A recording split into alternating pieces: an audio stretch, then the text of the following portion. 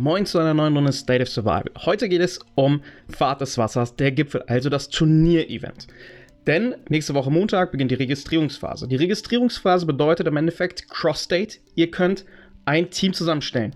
Welche Grenzen es gibt, ist nicht ganz klar, ist auch nicht kommuniziert, aber dass du Cross-State-Teams erstellen kannst, ist bestätigt. Das bedeutet im Endeffekt, sucht ihr mindestens 4 weitere sehr starke Spieler, denn dann kommt ihr weit. Daher sucht euch 4 weitere starke Spieler, wenn ihr Selbständer seid, oder sucht euch ein Team von sehr starken Spielern, damit ihr dort auch irgendeine Form von Erfolg habt. Mein Guide zu den jeweiligen Talentempfehlungen verlinke ich euch oben im Video, aber das erstmal soweit. Ihr müsst mindestens 5 Spieler zusammen haben, ihr könnt ein Team von 8 Spielern zusammen haben. Allerdings, wenn ihr ein Team von 8 Spielern zusammen habt, dann kommen wir bei außerhalb der Saison zu dem Punkt, dass ihr keine anderen Spieler hinzufügen oder austauschen könnt. In der Registrierungsphase könnt ihr das so lange machen, bis die Registrierung vorbei ist. Ihr könnt Spieler austauschen, wechseln, den Teamleiter weitergeben, das geht alles. Jetzt kommen wir aber erstmal zur Qualifikation. Bei der Qualifikation ist das eben so, dass ihr ein Team von 5 bis 8 Leuten seid und es wird wie beim aktuellen Pfad des Wassers sein, dass ihr einen Großteil des Tages spielen könnt. Das ist auf dem PTR waren es 100, was aber utopisch ist innerhalb von 3 Tagen. Das wären pro Tag 33, 34 Stück. Daher gehe ich davon aus, dass es in Summe maximal 30 Matches sein werden. Das heißt pro Tag 10 Stück, was im Endeffekt auch schon mehr als genug Zeit in Anspruch nimmt, um so viele Matches zu machen. Und natürlich ist auch die Frage, musst du so viele machen oder hast du genug Punkte, um in den Top 256 oder Top 64 zu sein. Allerdings gibt es 4 Runden und jede Runde besteht aus 3 Tagen.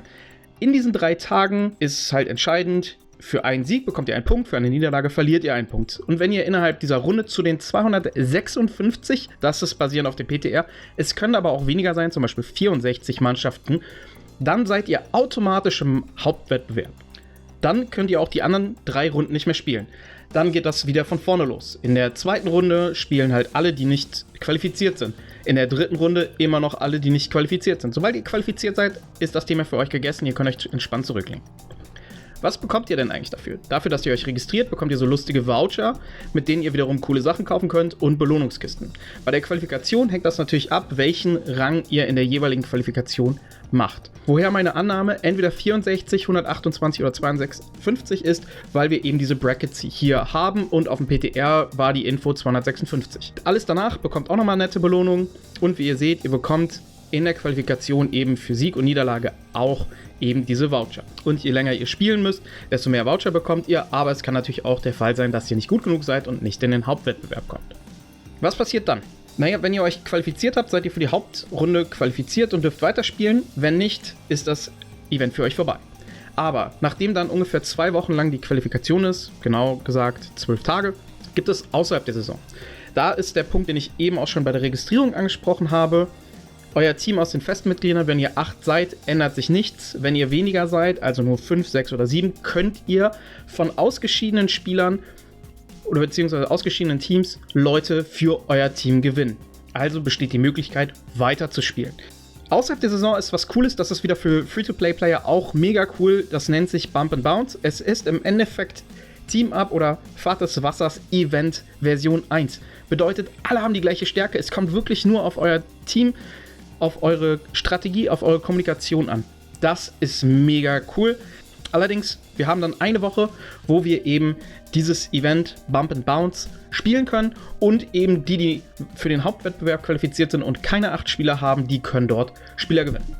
Kommen wir jetzt zum Hauptwettbewerb. Der Hauptwettbewerb, das ist recht einfach. Da wird das so lange im Best-of-3-Format gespielt, bis eben nur noch 16 übrig sind. Das seht ihr da auch.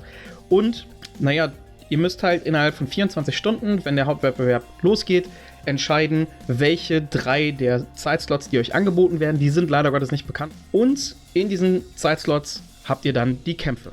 Naja, dann kämpfen wir im Endeffekt fast 3 Wochen lang darum, wer die besten 16 sind.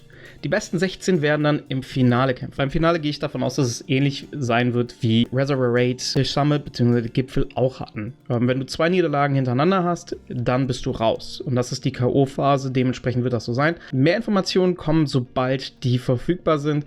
Das als erste Übersicht zu dem, was Registrierung, Qualifikation außerhalb der Saison und Hauptwettbewerb erstmal angeht.